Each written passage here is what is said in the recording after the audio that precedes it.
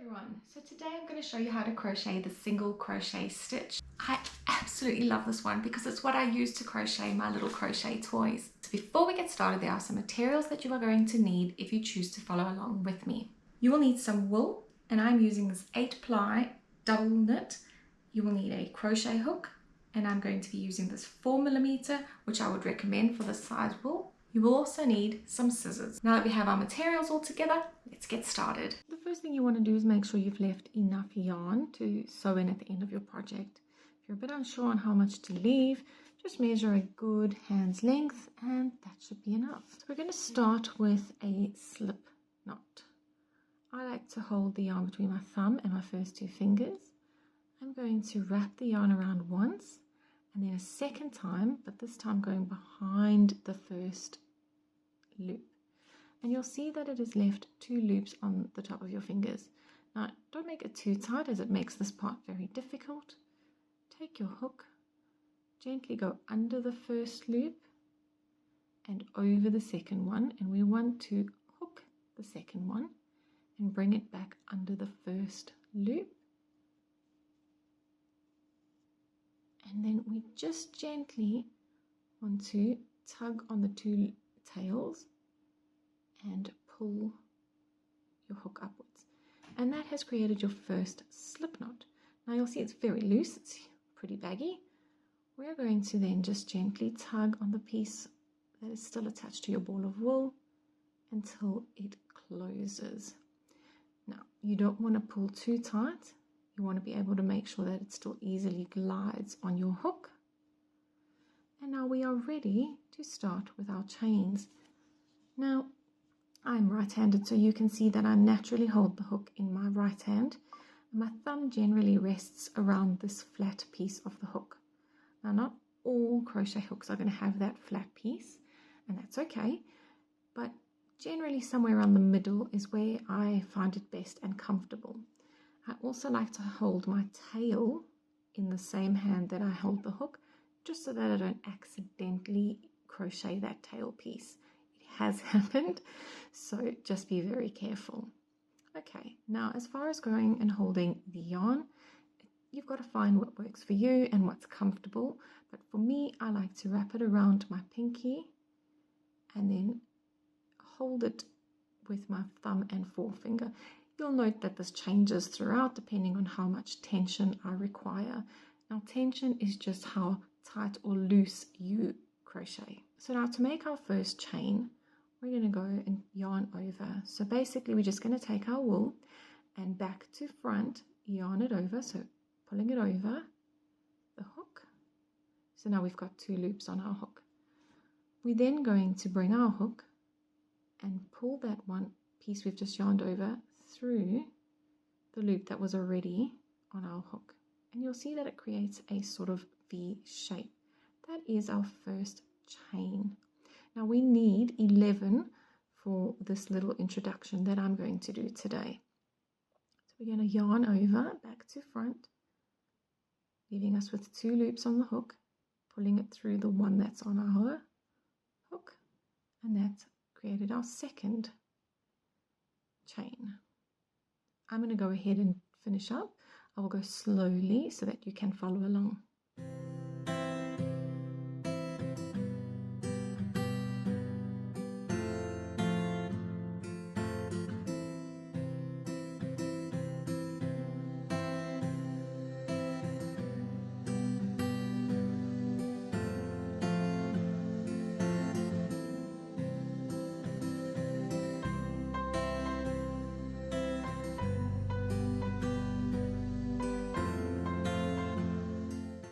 Okay, I have finished my 11 chains, and a quick way to double check that you have got the right amount is count the V's.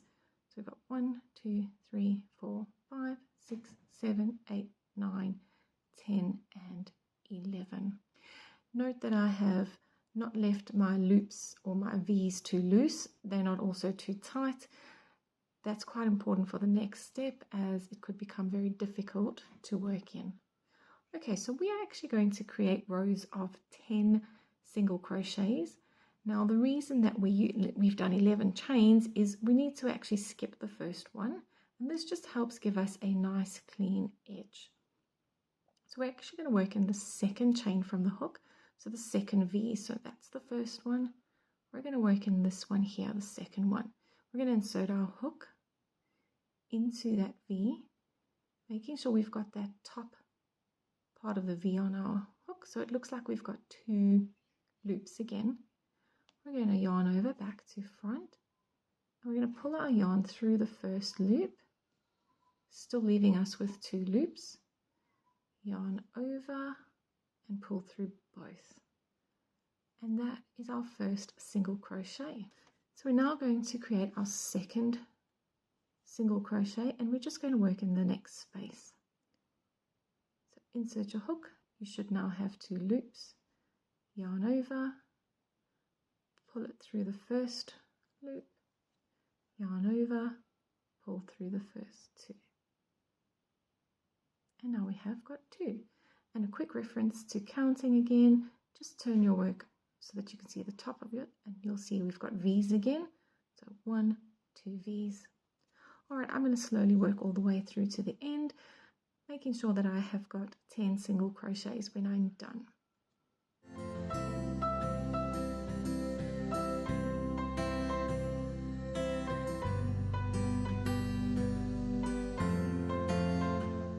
You'll note that the way I'm holding my yarn makes it a lot easier when I insert my hook. The yarn automatically does its own yarning over. So all I need to do is make sure I've hooked it and I bring it back through.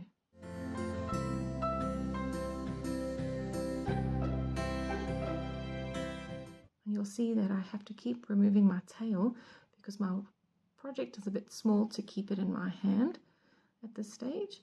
So just being careful that you don't accidentally crochet that piece.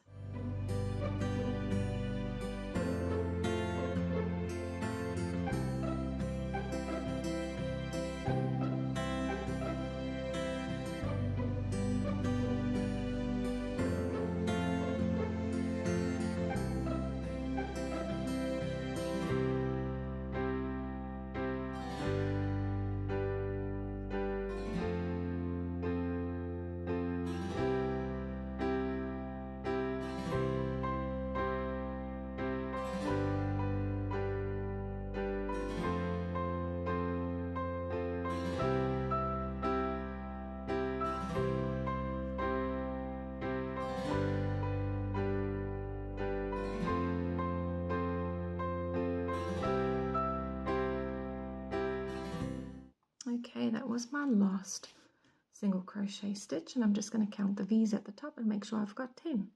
1, 2, 3, 4, 5, 6, 7, 8, 9, and 10. So that's our first row done. Now, in order to do a second row, we need to create one more chain.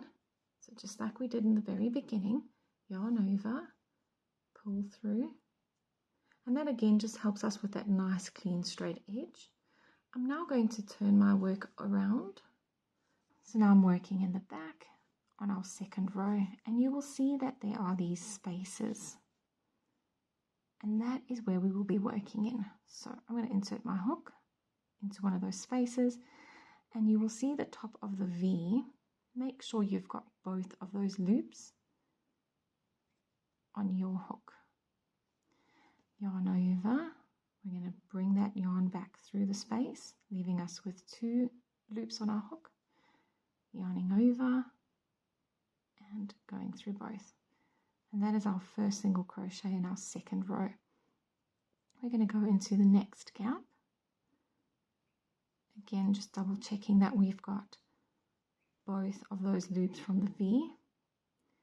Yarn over, pull it back through the space. Yarn over and pull through both. Now, another thing that you should take note of is you'll see that the neck of the hook is much narrower than this space over here. So while you are working, be mindful not to work down here, as it makes your loop and your stitch size a lot smaller.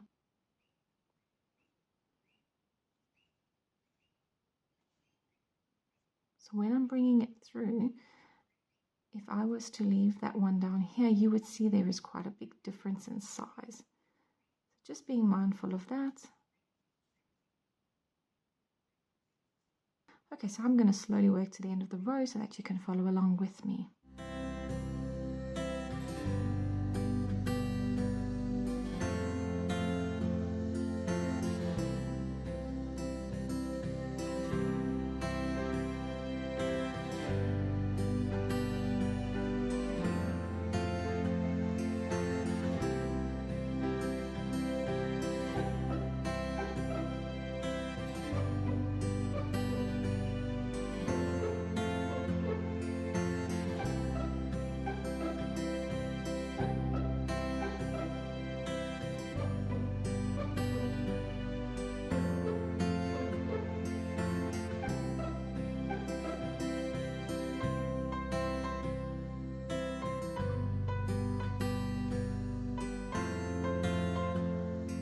So that is 2 rows done. Now, if we were to continue, I'd be doing another chain and turning my work around and working in the next spaces. But we're not going to do that today. What I am going to do is just show you, if this was the end of my project, what to do. So you need to leave about the same amount of tail. We're just going to snip it off. We're going to yarn over like we were doing a chain, except this time we're going to pull it all the way through. Gently tug, and that is done. Single crochet. If you found this video really helpful, please give it a thumbs up and perhaps comment your first crochet project below.